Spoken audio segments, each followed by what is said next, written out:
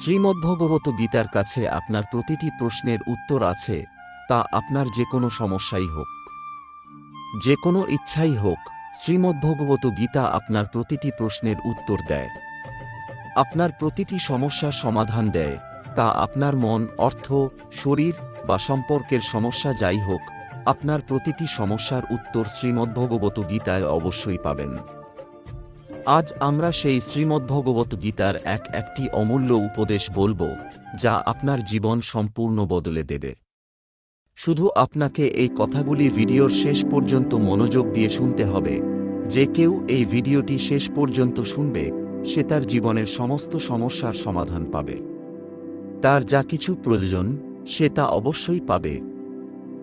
শ্রীমদ্ভগবত গীতার প্রথম উপদেশ হল, যদি কেউ আপনার আত্মীয় বা বর হয় তবে তার খারাপ ব্যবহার কখনো সহ্য করবেন না। এটি গীতার উপদেশ আমাদের জীবন থেকেও প্রাসঙ্গিক।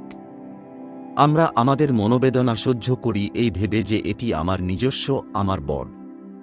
কিন্তু যদি আপনি তা সহ্য না করেন, বললে সম্পর্কই খারাপ হবে, সম্পর্ক শেষ হবে। কিন্তু ভাববার বিষয় হল, কেউ আপনার কিভাবে হতে পারে যে আপনার কষ্টের কারণ? নিজস্ব তো সে হয় যে আমাদের কষ্ট দূর করে। তাই গীতার এই উপদেশ হল, কাউকে নিজের সুবিধা নিতে দেবেন না, কাউকে নিজের উপর অত্যাচার করতে দেবেন না।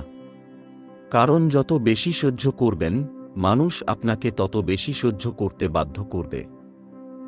গীতার প্রথম অধ্যায় অর্জুন বিষাদ যোগ এবং দ্বিতীয় অধ্যায় সাংখ্যযোগ এর শুরুতে অর্জুন শ্রীকৃষ্ণের কাছে তার দুঃখ প্রকাশ করেন, হে কেশব, কৌরবদের সাথে কিভাবে যুদ্ধ করব? এরা সবাই আমার নিজস্ব, ভীষ্ম পিতামহ এবং দ্রোণাচার্যের সাথে কিভাবে যুদ্ধ করব? তারা আমার পূজ্য, তাদের হত্যা করা থেকে ভালো ভিক্ষার অন্ন খেয়ে জীবন যাপন করা। কৌরবরা ধৃতরাষ্ট্রের পুত্র, আমার ভাই। তাদের হত্যা করার চেয়ে সন্ন্যাসী হয়ে যাওয়া ভালো। তবে শ্রীকৃষ্ণ বলেন, এখানে কে নিজের আর কে পর? যে অন্যায় করে, তার সাথে যুদ্ধ করা মোক্ষ এবং মুক্তি দেবে। এই মনোবন্ধন ত্যাগ কর, না হলে সবাই তোমাকে ভীরু বলবে। বিষয়টি নিজের এবং পরের নয়, ধর্ম এবং অধর্মের, সত্য এবং মিথ্যার। যদি তুমি মিথ্যাকে সহ্য করো, তার অবসান না ঘটাও, মিথ্যা করা আরও শক্তি পাবে এবং আরও মিথ্যা করবে। তাই মনোবন্ধন ত্যাগ করে যুদ্ধ কর। মহাভারতের আরেকটি গল্প, অর্জুনের পুত্র অভিমন্যুর মৃত্যুর পর অর্জুন কাঁদতে থাক। অভিমন্যু মারা গেছে, আমি এই দুঃখ সহ্য করতে পারছি না, আমি আত্মহত্যা করব। শ্রীকৃষ্ণ তাকে আত্মার জগতে নিয়ে গেলেন, যেখানে অভিমন্যু সুখে ছিল, কারণ সে যোদ্ধার মতো আচরণ করেছিল। অর্জুন অভিমন্যুর কাছে কান্না করতে করতে পৌঁছলেন, তাকে আলিঙ্গন করে বললেন, তোমার বিহানে আমি বাঁচতে পারি না, আমার জীবনের আশা ত্যাগ করেছি। অভিমন্যু বলল, আপনি কে? অর্জুন বললেন, আমি তোমার বাবা, তুমি আমার পুত্র। অভিমন্যু বলল, কার বাবা, কার পুত্র? আমার হাজারো জন্ম হয়েছে। কোনো জন্মে আপনি আমার বাবা, আবার অন্য জন্মে আমি আপনার বাবা। আত্মার কোনো বাবা মা নেই।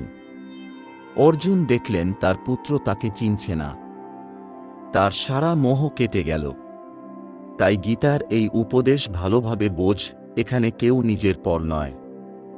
যে কঠিন সময়ে পাশে থাকে, সেই নিজের, বাকি সব পর।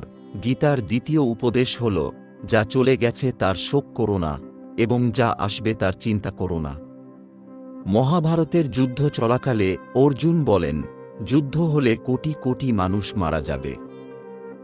যোদ্ধাদের স্ত্রীর কি হবে, সমাজ কিভাবে এগোবে?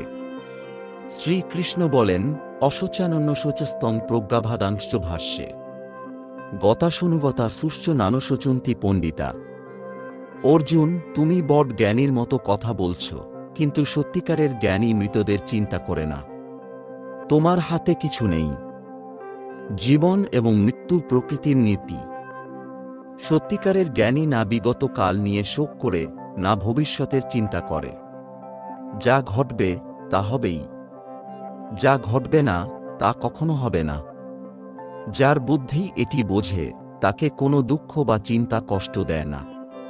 আমাদের সমস্ত দুঃখের কারণ অতীত এবং ভবিষ্যতের চিন্তায়, কিন্তু বর্তমানের আনন্দ গ্রহণ করতে পারি না। বর্তমানের আনন্দ নাও, তবে জীবনের দুঃখ কমবে। বর্তমানে বাঁচা একটি বড় সাফল্য। শুধু বর্তমানেই আমাদের কিছু করণীয়। গুরুজি তার এক শিষ্যকে পারস পাথর দিলেন। শিষ্যটি অলস ছিল। তাকে বললেন, তুমি যখন লোহা স্পর্শ করবে তা সোনা হবে। 1 মাসের জন্য আমি এটি তোমাকে দিলাম।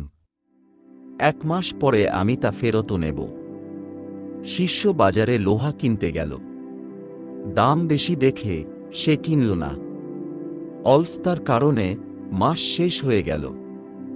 গুরুজি এলেন, কত সোনা বানালে? আমি সোনা বানাইনি। গুরুজি বললেন, পাথর ফেরত দাও। আমাকে একটু সময় দিন। তোমার সময় শেষ। এইভাবে আমাদের জীবন সময় পারস পাথর।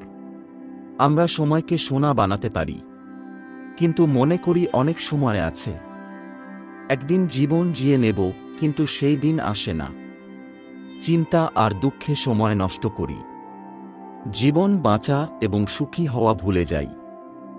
আপনাদের জীবনের সমস্ত সমস্যার সমাধান শ্রীমদ্ভগবত গীতায় নিহিত আছে। আমাদের এই ভিডিওর মাধ্যমে আমরা গীতার গুরুত্বপূর্ণ উপদেশগুলি তুলে ধরেছি, যা আপনার জীবনের নানা সমস্যার সমাধান দিতে পারে।